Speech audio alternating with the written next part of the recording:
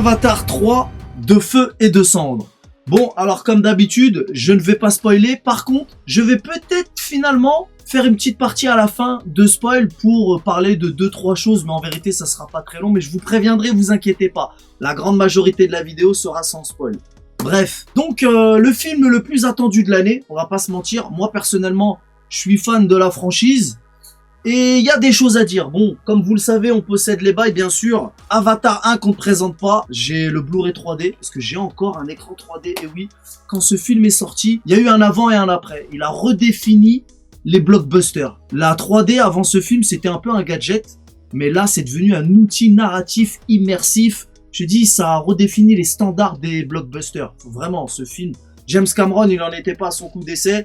Déjà, avec Terminator 2, il avait choqué le monde. Et avec Titanic, là, il avait enfoncé le clou définitivement. Et il bat son propre record. Bref, je vais pas vous réexpliquer toutes les stats et toute la carrière du grand James Cameron. Mais en tout cas, ce film-là, il y a eu un avant et un après. Et avant, la 3D, c'était un gadget. Parce que ça existe depuis longtemps, la 3D. Mais à partir de ce film-là, ça a redéfini les standards des blockbusters. C'est-à-dire que là, maintenant, bah, vous le savez, c'est devenu normal de faire de la 3D. Et si je vous parle de ça, c'est parce que en 2010, je me suis acheté un écran 3D et franchement, je l'ai encore et il marche très très bien. Et il y en a, ils ne le savent pas, mais il faut les lunettes, la télé, le lecteur 3D également. Sachant que, petite parenthèse, la PS4 lit les films 3D et la PS5 non. Peut-être qu'ils feront dans une mise à jour, mais la PS5, bizarrement, elle lit pas les Blu-ray 3D. Donc il faut la télé 3D, les lunettes 3D, le lecteur 3D et le Blu-ray 3D. Et oui, parce que les Blu-ray normaux... Bref, il y a beaucoup plus d'images et tout et tout. Je me rappelle quand je suis rentré, le jour où parce que j'ai été le voir au cinéma, celui-là, le 1. Et quand je suis arrivé, il y a un truc qui m'a marqué. C'est resté gravé dans ma mémoire. J'étais arrivé un petit peu en retard. Et je rentrais dans la salle avec les lunettes. Et c'est la première fois que j'avais cette nouvelle 3D. Parce qu'avant, la 3D, c'était, tu sais, les trucs, les lunettes en carton avec un œil rouge et un œil bleu. Là, je suis arrivé, j'étais en train de descendre pour aller rejoindre ma place. Et je voyais déjà... tu sais, quand Jake Sully, il est dans son fauteuil et tout, et qui débarque et tout, et j'étais choqué. Et là, ça m'a tout de suite absorbé. Bref, c'était magnifique. Moi, je fais partie des gens qui kiffent la 3D. Il y en a qui l'aiment pas trop, mais soit ils ont un réel problème, ce qui peut arriver, soit ils se basent sur d'autres films où la 3D est vraiment médiocre, voire même nullissime. Sachant que James Cameron, il a carrément fait breveter des caméras pour faire ses films en 3D. Donc il fabrique lui-même, c'est un peu l'artisan de sa propre 3D si tu veux. Bref, on n'est pas là pour parler de ça, mais on possède les bails. Et le 2, donc le 1, le monde aussi. Le monde, c'était pas juste un décor, c'est carrément un monde avec des plantes, des animaux. Tout a été soigneusement étudié, même les armes, l'air de rien. C'est tout un lore en fait. Les plantes, les animaux, chaque bestiole et soigneusement étudié, les armes, les véhicules. Franchement, c'est un univers très très profond qu'on a découvert dans celui-ci. Et là, par contre, c'est vrai que ils se sont attardés sur les lumières, les couleurs, dans la forêt, dans la jungle un peu, tu vois. Et dans le 2, que j'ai kiffé, dans le 2, c'était dans l'eau. Et la 3D, avec l'eau, c'est déjà un tour de force, c'est très difficile, ne serait-ce que le motion capture. J'ai entendu dire que la motion capture sous l'eau, c'était beaucoup plus difficile, mais bon, James Cameron, lui, la technologie, c'est son point fort. Et en plus de ça, quand la voix de l'eau allait sortir, moi, j'avais hâte, parce que sous l'eau, la 3D, c'est évident que c'est beaucoup plus impressionnant en termes de profondeur ou de projection. La 3D, sous l'eau, c'est incroyable. Et ça a été, et le spectacle était au rendez-vous. D'ailleurs, la voix de l'eau a dépassé les 2 milliards au box-office. C'est une réussite totale. Et là où il est allé encore plus loin, puisque la technologie, c'est son point fort et c'est là que les gens l'attendent pour le grand spectacle, eh ben, il y a cette histoire de HFR. C'est-à-dire que le subconscient est habitué, le cinéma a toujours été en 24 images secondes et on y est habitué. Et dès que tu dépasses les 24 images secondes, déjà premièrement tu vois les défauts, le maquillage, les effets spéciaux tu les vois, donc c'est contre-productif, c'est pour ça qu'ils le font pas, parce qu'à l'époque ils avaient pas le choix, mais aujourd'hui mon téléphone il filme en plus de 24 images secondes, hein, donc ils sont restés là-dedans pour le cinéma, et même parce que le subconscient on y est habitué, dès que tu dépasses les 24 images secondes, ton cerveau il te fait penser que il y a un problème, que c'est un documentaire ou un film que tu as filmé toi-même. Donc voilà, James Cameron, lui, il a pris la décision de faire cette technologie de HFR, c'est-à-dire que quand il y a des scènes où il n'y a pas d'action, il est en 24 images secondes, et dès que ça commence à avoir de l'action, il passe en 48 images secondes, et lui, il dit que justement, c'est mieux pour la 3D, pour la fluidité de la 3D et tout. Moi, honnêtement, j'ai été voir le film en IMAX, je me suis déplacé à 1 heure de chez moi. D'ailleurs, parenthèse pour vous dire que les salles de cinéma, ils abusent, ça coûte de plus en plus cher. Mais en plus, ils nous font des technologies de vidéo, Dolby Atmos, je sais pas quoi, de 4DX, de je sais pas quoi, de IMAX. Bah s'il y a un film dans l'année où ça vaut le coup, le grand James Cameron, comme je vous l'ai dit, la technologie, le truc, c'est son point fort. S'il y a un film où ça vaut le coup de payer grave cher pour une place de cinéma, c'est bien Avatar. Et même s'il faisait autre chose que Avatar, à partir du moment où c'est James Cameron, il y en a d'autres. Avatar, ça vaut le coup de payer un peu plus cher pour profiter de ces nouvelles technologies. Et c'est ce que j'ai fait, je suis allé le voir en IMAX. IMAX, c'est quoi? Petite parenthèse vite fait pour dire que c'est un peu plus dans la verticalité que dans... En fait, l'image, elle est pas rectangle, elle est plus presque carrée. Elle est pas réellement carrée, hein, on est bien d'accord, mais elle est plus dans la hauteur. Il n'y a pas les bandes noires en haut et en bas, et du coup, tu as des images en plus. Franchement, moi, j'ai kiffé. Mais là où c'est vraiment bluffant, c'est que le film dure 3h17, pratiquement 3h20, presque 3h30. Et je me suis pas du tout, mais alors pas du tout ennuyé. Dès le début, ça commence direct avec des actions épiques dans les airs et tout. Tu connais le monde de Pandora, il est incroyable en plus. James Cameron, vraiment là où il est fort, c'est que c'est des trucs étudiés depuis des années qu'il est sur l'affaire. Chaque plante, tu sais, rien n'est fait au hasard. Tu peux pas le bluffer sur des ouais, mais là il y a une incohérence ou un truc chelou. Les plantes, les animaux, mais le spectacle, c'est encore une fois pour ça que moi j'y suis allé. Et le spectacle, il est au rendez-vous. Les actions, il y en a énormément, même au milieu du film, il y a énormément d'actions. T'as l'impression que c'est le climax de fin. Et en fait, tu regardes ta montre, tu te rends compte qu'il reste encore grave du temps. Donc non, franchement, c'est très très fort. C'est très très fort. En plus, à aucun moment, je me rends compte que tu sais, ils sont dans un hangar. En fait, c'est de la motion capture, ils sont dans un hangar, tout est fait par ordinateur, mais t'as l'impression, t'y crois, t'es vraiment dans Pandora. Franchement, là-dessus, c'est difficile de critiquer James Cameron là-dessus, vraiment, faut le faire. Mais les gens ne se gênent pas, il y en a qui disent que c'est La Voix de l'eau part 2. Ben, si ça leur aurait fait plaisir de mettre part 1, part 2, à part, bon, James Cameron, lui, il parle de Avatar 2, Avatar 3, Avatar 4 et même les 5, mais à part lui, moi, quand j'y vais, je vois juste marqué La Voix de l'eau ou De Feu et de Cendres. J'ai pas vu marqué Avatar 3. Donc moi, pour moi, cette critique n'a pas lieu d'être. Mais encore une fois, ce film, il est critiquable. Il y a beaucoup de choses à dire. D'ailleurs, je vais en parler dans la partie spoil. Mais moi, la seule critique que je peux dire en dehors de la partie spoil, c'est que c'est vrai que le scénario, comme dans le 2 même, on est même allé jusqu'à dire qu'à un moment donné, James, tu t'es pas foulé sur la fin de La Voix de l'eau. On dirait qu'il a repris un peu les idées de Titanic avec le bateau qui coule. Et sans spoil, on peut dire que là, t'as vu dans le 2, les enfants, ils se font enlever plusieurs fois. Et là, dans le 3, ils se font encore enlever, pas une fois, pas deux fois. Je crois qu'ils se font enlever 3 fois dans celui-ci, là, De Feu et de Cendres. Donc là, c'est vrai que le scénario, c'est ça le problème. C'est ça le problème, et c'était déjà le cas avec le 2. Dans le 1, on découvrait une nouvelle histoire, et c'était vraiment bien amené, même si le 1, en vérité, le 1, tout le monde a applaudi, pratiquement personne l'a critiqué. Mais le 1, en vérité, c'est les bails des Indiens. C'est des Américains, enfin des Européens qui découvrent l'Amérique. Et les Indiens, les indigènes, les Indiens, il y en a un, il est gentil parmi les Européens du coup. Et puis il tombe amoureux, un peu comme... c'est quoi, c'est Pocahontas? Ouais, c'est ça, en vérité. Si tu veux critiquer, en vérité, c'est un peu des bails de Pocahontas. Et je peux même aller plus loin. Donc le 1, on peut dire que c'était Pocahontas. Le 2... on peut dire que la fin c'est un peu Titanic et même le rapport avec l'enfant, on peut même aller jusqu'à Terminator. Tu sais, en vérité, tu peux tellement critiquer, tu peux même dire que ouais, bah on a tout vu, tout entendu, c'est du déjà vu, parce que j'ai vu des critiques qui disent c'est du déjà vu. Et bah vas-y, dans ce cas-là, si on va sur ce chemin-là, et ben les avatars, ils sont bleus, et bah vas-y, on a déjà vu les Schtroumpfs. Voilà, on connaît les Schtroumpfs depuis tout petit. vas-y, j'exagère, mais en vérité, c'est comme ça sur Internet. Tu sais très bien que sur Internet, ils sont capables de... Voilà, moi, je suis pas là pour défendre James Cameron. Je vous donne mon avis à moi. En termes de spectacle, c'est tellement incroyable que ça vaut même le coup de payer cher et de faire des kilomètres pour aller dans une salle IMAX ou je sais plus les autres termes. Bref, tu m'as compris. Donc, on est là pour du grand spectacle, du divertissement. Nous, on est là pour se divertir, s'évader. Moi, le cinéma, ça me permet de m'évader. Et là, le cahier des charges est rempli. Moi, je me suis pas ennuyé pendant 3h17. Je me suis pas ennuyé, j'en ai pris plein les mirettes, j'en ai pris plein les yeux. C'était magnifique.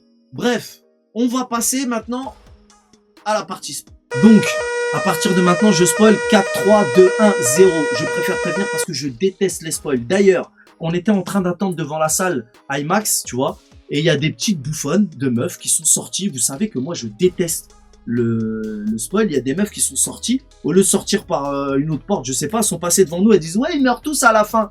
Ce qui est faux. Ce qui est faux. Mais comment ça m'insupporte. C'est quoi votre but, les gens qui aiment spoiler? Votre but, c'est de gâcher le plaisir des gens? Nous, tu sais, on se déplace, on fait des kilomètres, ou même si tu fais que 1 kilomètre, tu prends la peine de te déplacer, de payer une séance qui coûte plus cher. Tu viens pour prendre du plaisir en regardant du grand spectacle. Les gens, ils viennent, ils veulent te gâcher ton plaisir. Parce que oui, savoir la fin d'un film, l'intrigue, la mort d'un personnage important, c'est du spoil. Et ça gâche le plaisir des gens. Donc, pour moi, c'est le mal absolu.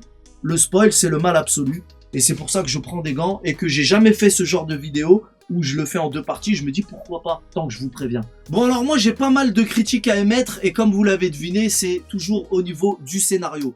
Déjà, à commencer par l'antagoniste de base, pardon, Quaritch, le colonel Quaritch. Lui, déjà, il meurt dans le 1. Bon, ils ont pris la précaution de mémoriser dans une disquette sa mémoire. Mais le plus important, c'est pas sa mémoire, c'est son savoir-faire, son caractère, sa ténacité, sa combativité, bref. Ça, j'ai trouvé ça plutôt malin. Avant la bataille finale, ils ont pris leurs précautions. Et il faut savoir que c'est pas un avatar qu'ils ont créé après, c'est un avatar qui était déjà en train de pousser à l'avance sur Terre. Donc ça, scénaristiquement parlant, ça passe. Mais à la fin, bon, il manque de mourir, mais il meurt pas parce que son fils, bon, comme dans tous les films, tu sais, t'es là, non, mais non, sauve-le pas, t'es tiraillé. Bon, allez, ça aussi, ça passe. Mais dans le 3, il est encore en mode, il va mourir, mais non, il manque de mourir plein de fois, mais il meurt pas. Et puis là, il est pratiquement mort, mais il est pas mort. Ça, franchement, ça, c'est relou.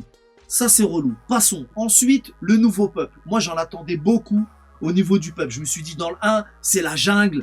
T'as vu les plantes qui tu sais, la 3D avec les couleurs dans la jungle, les plantes un peu qui virevoltent et tout. Tu sais, c'était magnifique. Dans le 2, c'est sous l'eau. Univers incroyable pour la 3D et tout et tout. Je me suis dit là, ils vont partir dans un bail de feu. Ben moi, je trouve que ça n'a pas été assez exploité, ce truc de feu.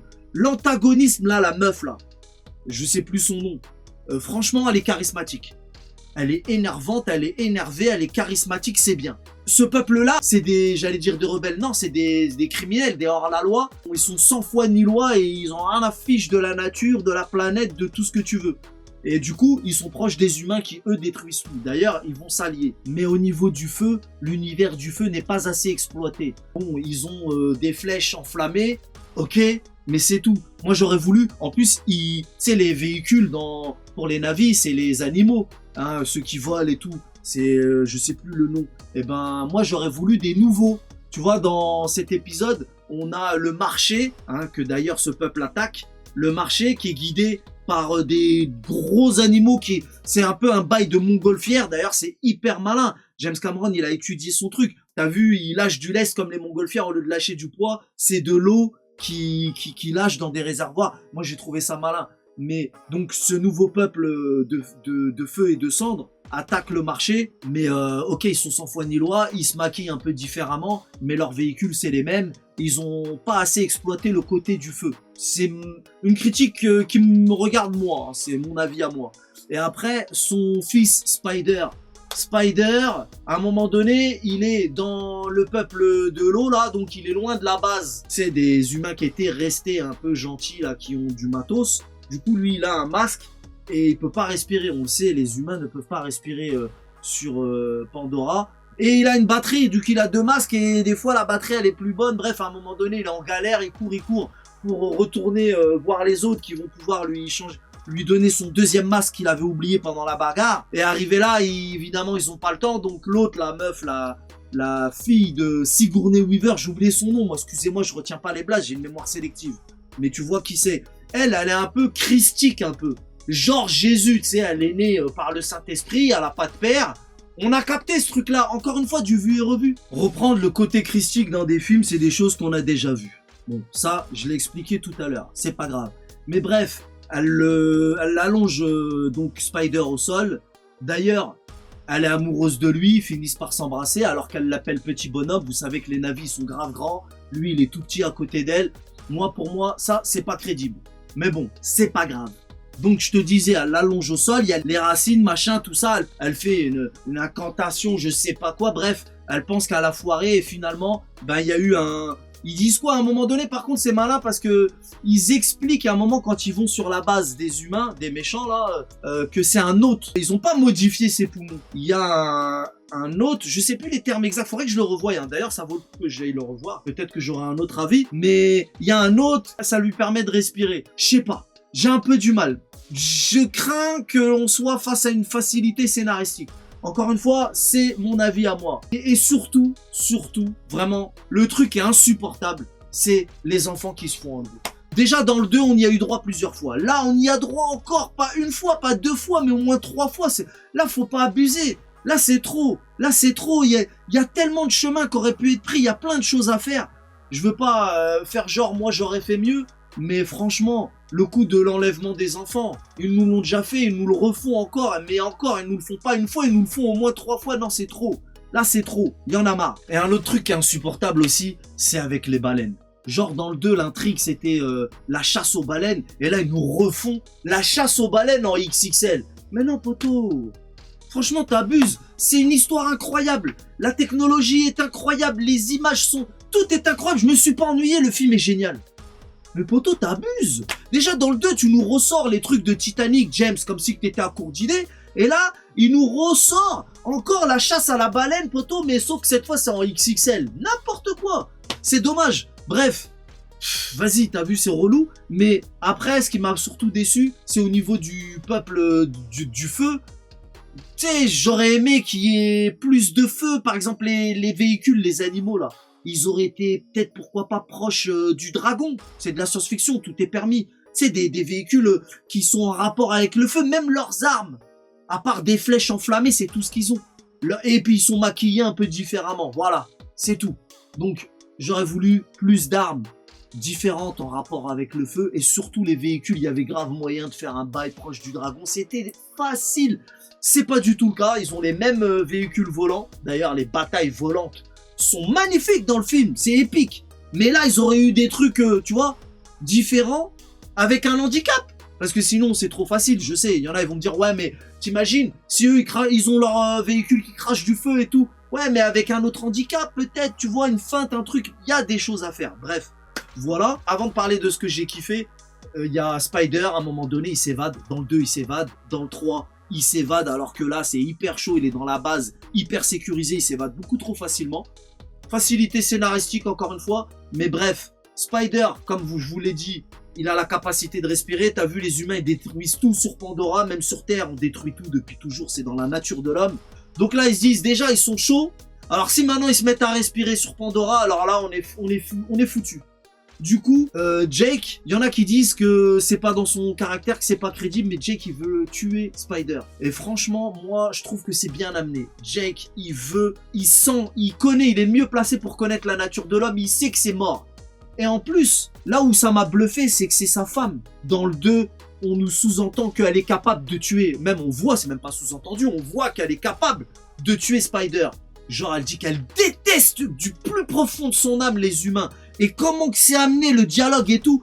Elle hait les humains, elle parle même de ses enfants comme si elle les haïssait. Il lui dit, moi je suis humain à l'intérieur. Franchement, ça c'était super bien, mais ça dure pas assez longtemps, ils auraient dû approfondir.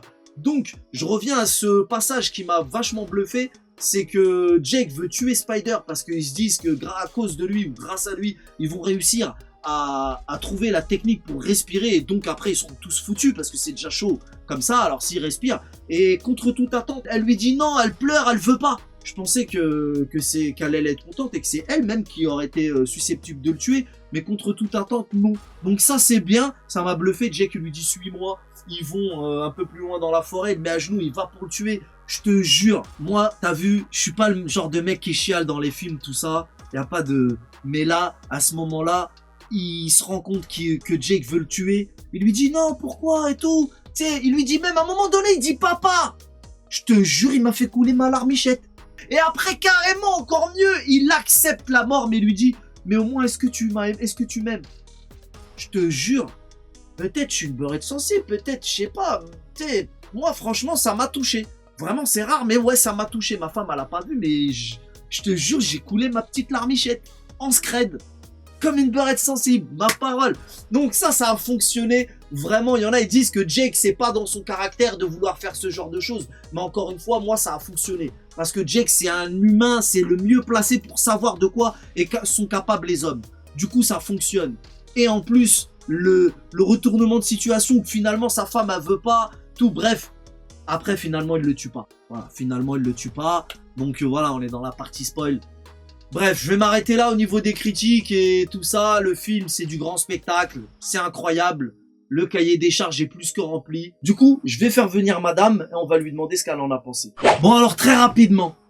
Je sais que c'est pas ton style. Faut le savoir. Bon, on a quand même vu le 1, le 2, le 3, plus de 3 heures à chaque fois. Tu t'es quand même tapé toute la saga, enfin, toute la trilogie, malgré que ce soit pas ton style. Du coup, qu'as-tu pensé du film? C'était bien, c'était pas bien, c'était bof? عادي ما bien Mais c'est pas du grand spectacle, t'as pas kiffé et tout? non عادي Bon, c'est quoi qui te gêne? ما عجبنيش Explique-leur, parce que moi, elle m'a dit, c'est quoi qui te gêne dans ce genre d'histoire? parce que l'histoire c'est pas logique. Ce qu'elle veut dire, c'est que pour toi, c'est pas crédible. C'est pas crédible. Pour toi, c'est quoi? Parce que c'est des personnages bleus, pour toi? انا ما تعجبونيش les films اللي فيهم des animaux qui يهضروا. Des animaux. Donc pour elle, en fait, c'est des animaux. C'est comme si qu'elle voyait des animaux qui parlent. Et ça te plaît pas. Mais t'aimes bien les films avec des zombies? Oui, mais هذاك Les zombies, c'est crédible. Non, mais un extraterrestre, c'est aussi difficile de croire en des extraterrestres qui vivent dans une planète lointaine que un virus, que genre les morts, ils revivent et ils se prennent des rafales de balles et ils meurent pas. Pareil. Non, c'est pas. هذوك ناس عاديين Des gens يكونوا normaux. عايشين نورمال Des gens qui vivent جا normal. فيروس ولاو في شكل سي با غراف. Des gens qui Chimia. vivaient normal, ils ont eu un virus et ils se remettent à revivre quand ils sont morts, ils se prennent des rafales et voilà.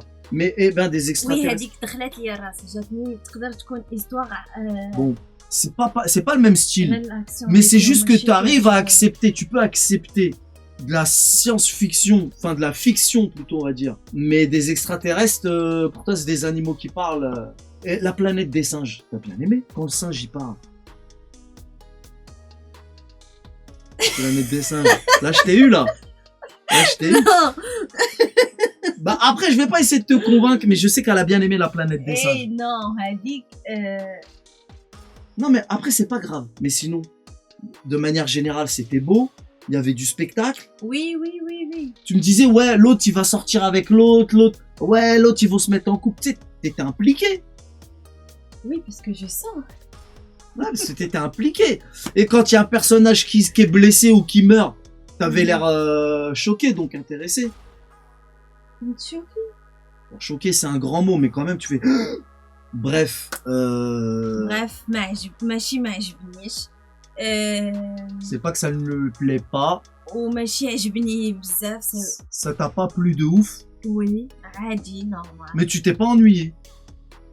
شوية Ah ouais? Ouais, c'est vraiment شوية pas... نعست. Tu préfères la planète 5 des... minutes. Tu préfères la planète des singes? هادوك أنا تفكرتهم هادوك دي سانج دقوا ليهم. C'est un virus qui a fait que les singes y parlent. Bref, t'as Non. préféré? Non. Si, c'est un virus. Non mais c'est Non, l'autre. c'est pas un virus. C'est l'autre. Il a travaillé sur Alzheimer et les singes ils ont pris le truc. Voilà ولاو C'est comme un virus. Après ce virus-là, il a tué toute l'humanité. بقاو لونطون باش هضروا. ماشي هي دي زانيمو كيهضروا نورمال. Bref, tu préfères la planète des singes. Je préfère rien, je préfère les histoires haqiqi. Elle aime bien, c'est quand les meufs elles se font pourchasser par un psychopathe. Ça, c'est réel, ça arrive Oui. tous les jours. Voilà. Un psychopathe, comme dans Alone, comme dans Les Intrus 1 et 2. Bref, bon, c'était pas ton style. Chacun ses goûts, c'est pas grave. Ok. انت تعجبك ما انا ما عجبنيش. Non, mais c'était intéressant. كاين des films كيعجبوني انا ما Ouais, انت ما mais c'est pas كيعجبوكش. grave, c'était intéressant d'avoir ton avis. Mais bon, merci pour ton intervention, c'était De cool. rien. Toujours à rigoler, c'est ça qui est bien. Au revoir. En tout cas, elle est de bonne humeur. Elle met de la bonne humeur.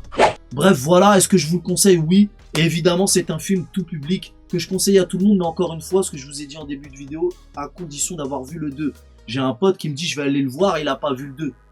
Frérot, si t'as pas vu le 2, ça sert à rien d'aller voir le 3, tu vas rien comprendre. Même si c'est beau, et tu risques de kiffer quand même, hein. C'est quand même fou, hein. Quelqu'un qui n'a pas vu le 2, il va y aller comme ça, en se disant, vas-y, je m'en fous, vas-y, je vais kiffer le spectacle.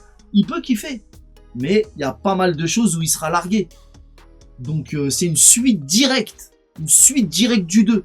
En tout cas, voilà, film tout public, malgré qu'il y ait de l'action, c'est hyper chaud en action, ils sont pas avares dans l'action, il y a de l'action, en veux-tu, en voilà, c'est beau, t'en prends plein les yeux, et tu peux y aller avec ton fils, ta fille, ton chien, ton chat, ton raton laveur, et même ton médecin traitant si tu veux. Voilà, donc c'était mon avis de cinéphile raffiné, comme d'habitude, je vous donne rendez-vous très prochainement pour un nouveau débrief, avec un film qui sera tout aussi bien, et peut-être même mieux, pourquoi pas. À très vite les potos, on connaît les bails, salut!